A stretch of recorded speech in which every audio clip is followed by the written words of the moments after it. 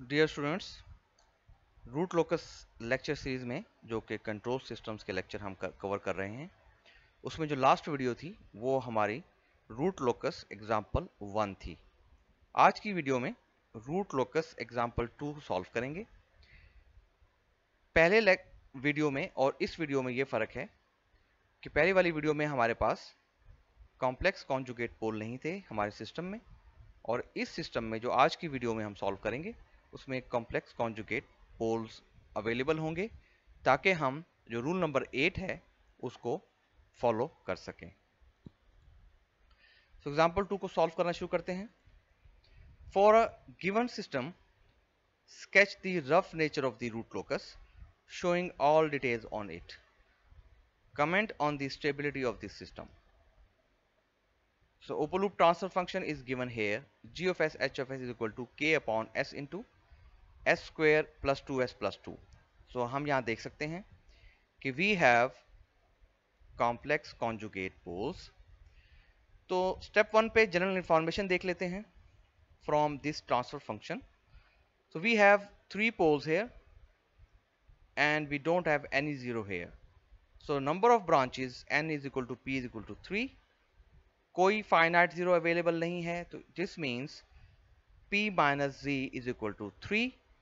branches will terminate at infinity, और जो इनके स्टार्टिंग पॉइंट्स होंगे, starting points are location of open loop poles, that one is 0, -1, plus j, -1, -j. Step 2 देखते हैं। pz plot करके पोल 0 plot और जो सेक्शंस हैं रियल एक्सिस के वो क्या हैं। तो जब हम इसको प्लॉट करते हैं तो एक पोल अवेलेबल है at s is equal to 0, और जो दूसरे पोल्स हैं वो अवेलेबल हैं s इज इक्वल टू -1 और प्लस -j।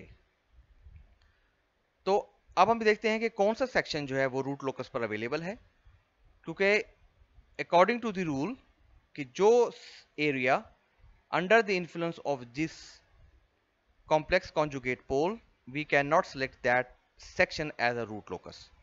तो हम जब आगे चलें तो इस एरिया पे हम अगर राइट हैंड साइड पर देखें तो इनको कंसीडर नहीं करेंगे, जस्ट एक रूट हमारे पास अवेलेबल है, तो इसका मतलब है कि this section is on the root locus. तो one branch approaching infinity starting from pole s equal to 0, क्योंकि इस पोल को हम कंसीडर करेंगे और इस कॉम्प्लेक्स कॉन्जुगेट पोल्स को तो हम कंसीडर नहीं कर रहे, तो इसका मतलब ये हुआ कि एक ही पोल ऐसा है कि जहां से ब्रांच जो है वो इंफिनिटी की तरफ मूव करेगी। तो इसका मतलब ये हुआ कि according to the prediction no breakaway point exist. अब हम चलते हैं नेक्स्ट, ताकि देख सकें कि ये प्रेडिक्शन ठीक है कि नहीं। तो एंगल ऑफ एसिम्पटोट्स की बात करें तो 3 ब्रांचेस जो हैं वो अप्रोच करती हैं टुवर्ड्स इंफिनिटी, तो इसका मतलब है कि 3 एंगल्स रिक्वायर्ड होंगे। तो according to this formula theta is equal to 2q plus 1 into 180 degree divide by p minus z, और q हमारे पास है 0, 1, 2। So when q is equal to 0 तो angle is 60 degree, when q is equal to 1 angle is 180 degree, when q is equal to 2 तो angle is 300 degree. तो अब किस point से ये तमाम एंगल्स जो हैं वो इंफिनिटी की तरफ मूव करेंगे? तो सेंट्रॉइड क्या होगा? Centroid is equal to real part sigma is equal to summation of real part of poles minus summation of real part of zeros divide by p minus z। तो याद रखिएगा, we will have to select only real parts. तो 0 is this one, -1 this one, divide by 3। तो जो value आती है centroid की वो आती है -0.67।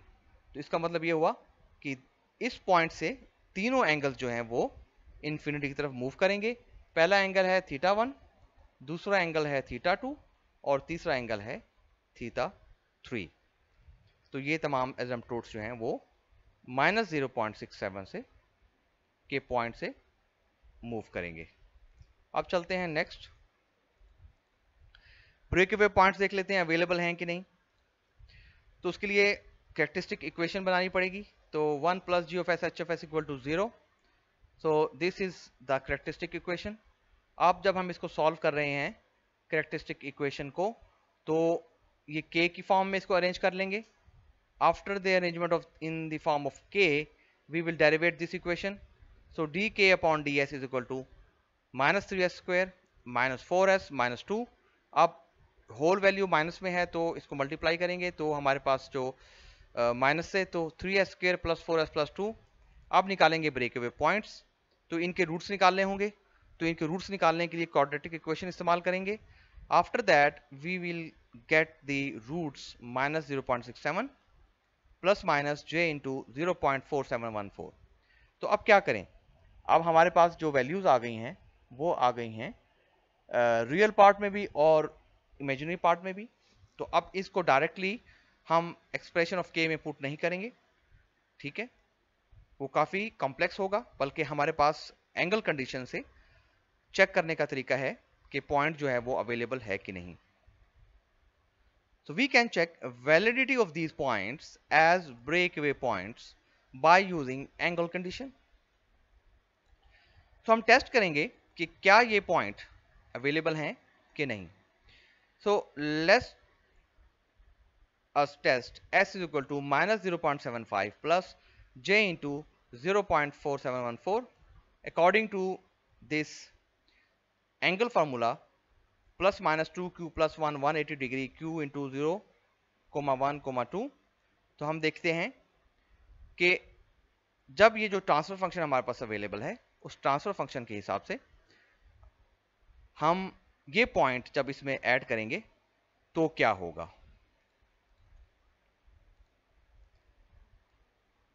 तो देख सकते हैं कि g of s h of s is equal to angle of k plus j का फैक्टर 0 है. यहाँ s का फैक्टर था, ये एज इट इज आ गया.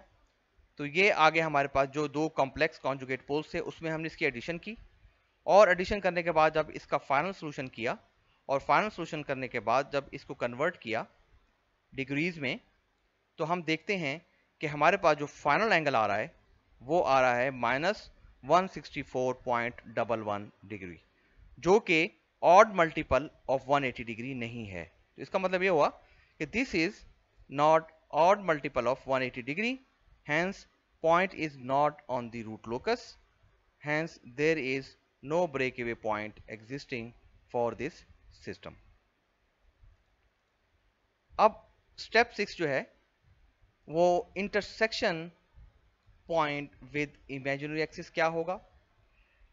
करेक्टरिस्टिक इक्वेशन है s cube plus 2s square plus 2s plus k is equal to 0, और Rouse अरे हमारे पास इस इक्वेशन से 1 to 2k, और according to the multiplication 2 to 4 minus k divide by 2, और यहाँ 0, और जो फाइनल वैल्यू आ रही है हमारे पास s की पावर 0 की, this one is from here, this is k. अब k मार्जिनल निकालेंगे s की पावर 1 से, तो हम देख सकते हैं कि जब इसको 0 पुट करें तो 4 minus k upon 2 is equal to 0, तो 2 राइट हैंड साइड पे जाके 0 हो जाएगा. तो k मार्जिनल हमारे पास आएगा 4. तो k marginal is equal to 4 which makes row s1 as row of zeros. और अब निकालते हैं रूट्स. तो रूट्स निकालने के लिए s की पावर 2 चाहिए होगी. तो a of s is equal to 2s square plus k is equal to 0. k marginal हमें पता है 4 है, so 2s square plus 4 is equal to 0, s square is equal to minus 2, और s is equal to plus minus j 1.414. तो intersection of root locus with imaginary axis as plus minus j 1.414, और जो corresponding value of k marginal होगी वो 4 होगी. अब यहां पर कॉम्प्लेक्स कॉन्जुगेट पोल अवेलेबल है, तो इसका मतलब ये हुआ कि एंगल ऑफ डिपार्चर भी कैलकुलेट करना पड़ेगा. As branch is departing at minus 1 plus j, let us calculate angle of departure. ये प्लस माइनस j होगा, माइनस 1 प्लस माइनस j. तो सबसे पहले जो हमारे पास पोल जीरो मैप है जो उसको ड्रॉ कर लेंगे, तो एक पोल हमारे पास 0 पे है और दूसरा पोल हमारे पास माइनस 1 प्लस माइनस j है. तो उसके बाद क्योंकि ये हमारा है पोल अंडर कंसिडरेशन, तो हम इस पोल से, इस 0 के पोल से जो एक फेजर ड्रॉ करेंगे जो कि ये यहां पर आएगा, और एंगल लेंगे 5P1, तो ये हमारा हो जाएगा 5P1 दिस एंगल, और दूसरा हो जाएगा दिस 5P2।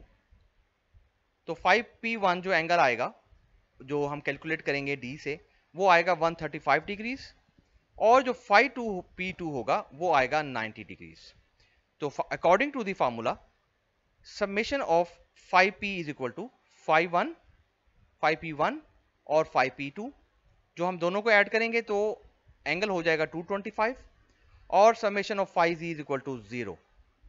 ठीक है, summation of 5Z is equal to 0। तो हमारे पास कोई एंगल नहीं है 5P0, इन वैल्यूज को कंसीडर ना करें। ठीक है, ये यहां पर रॉन्गली लिखी गई हैं। ठीक है, दीज वैल्यूज आर रिपीटेडली, ठीक है, रिटन रॉन्ग है। सो हमारे पास 5P जो है वो 225 आ चुका है, और जो 5Z है वो 0 है। ठीक है, और जो हमारे पास टोटल 5 होगा, ठीक है, वो हमारे पास क्योंकि 5Z की वैल्यू तो अवेलेबल ही नहीं है, तो ओनली ये वाली वैल्यू बचेगी जो है 225 डिग्रीज, और जो फाइनल एंगल ऑफ डिपार्चर होगा वो होगा 5D is equal to 180 degrees minus 5, तो 180 degree minus 225 is equal to minus 45 degrees. अच्छा, जो मुकम्मल जो हमारे पास पोल था वो था -1 प्लस माइनस जे, लेकिन यहां पर जो हमने ड्रॉ किया वो किया -1 प्लस जे को। यहां पर जो ड्रॉ है वो है -1 प्लस जे के हिसाब से। तो जब हम इसका मिरर लेंगे तो वो होगा -1 माइनस जे।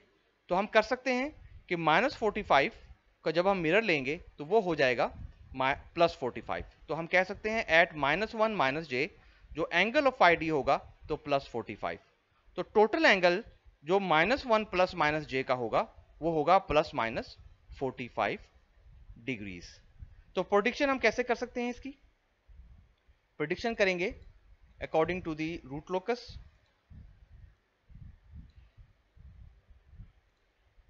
जो सेंट्रॉइड है वो है -0.67, वो इस पॉइंट से है। इस सेंट्रॉइड से 3 ब्रांचेस इन्फिनिटी को मूव करेंगे एज टोट्स। तो पहली ब्रांच ये हुई एंगल 60, दूसरी ब्रांच ये हुई एंगल 180, तीसरी ब्रांच ये हुई एंगल 300। अच्छा, अब हमें ये देखना है कि जो रूट लोकस है वो पोल अंडर कंसिडरेशन से ड्रॉ होगा।